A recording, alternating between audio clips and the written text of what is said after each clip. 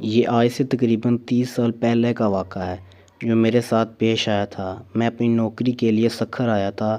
یہاں میرے ماموں رہتے تھے تو کچھ دن میں ان کے گھر ٹھہر گیا کہ جب تک کہیں اور میرا رہنے کا بندوبست نہیں ہو جاتا۔ ماموں جان کے گھر میں کئی سالوں کے بعد آیا تھا۔ بچپن میں کبھی اماں جان کے ساتھ آیا کرتا تھا، کبھی کچھ دن ہی گزرے تھے، نئی نئی نوکری تھی، میں اس میں الجھا ہوا تھا۔ ایک رات میں دیر سے گھر لوٹا، کھانا کھا کر میں نے اپنے کمرے کی جانب بڑھا تو مجھے ایسا محسوس ہوا کوئی اوپر کی جانب گیا ہو۔ میرا کمرہ زینے کے سامنے تھا اور اوپر ایک کمرہ تھا جو بند پڑا تھا۔ ماموں نے مجھے پہلے دن ہی وہاں جانے سے منع کیا تھا، کیوں یہ نہیں بتایا تھا۔ میں نے بھی زیادہ نہ پوچھا، مگر اس وقت کون گیا ہوگا وہاں یہ سوچ کر میں اوپر چلا گیا۔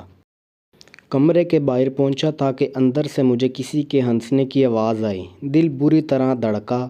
فطری تجسس کے باعث میں نے دروازہ کھولا، اندر کوئی بھی نہیں تھا۔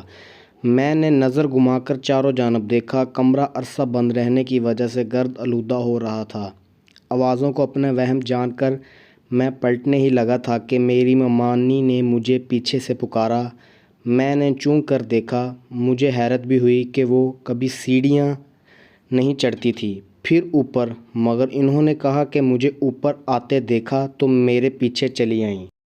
مجھ سے پوچھا تو میں نے بتایا کہ مجھے لگا کوئی یہاں آیا ہے، دیکھنے چلا آیا۔ خیر، میں ان کے ساتھ نیچے آنے لگا۔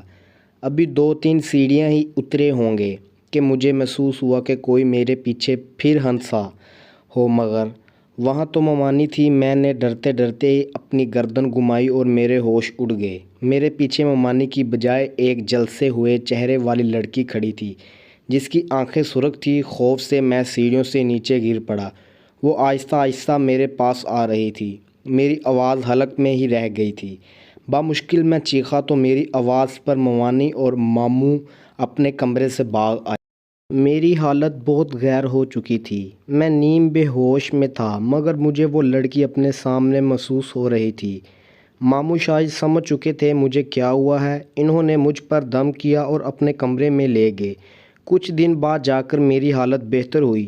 میں نے اس رات کا تمام حال سنایا تو ماموں نے بتایا کہ اوپر بند کمرے میں اسیب ہیں، اس لیے وہاں کوئی نہیں جاتا، مگر وہ کسی کو نقصان نہیں پہنچاتے۔ تم نے شاید وہ دروازہ کھولا ہو، اس لیے تمہارے ساتھ ایسا ہوا۔ اس کے بعد جتنا وقت بھی ان کے گھر رہا، کبھی زینے کے پاس بھی کھڑا نہیں ہوا۔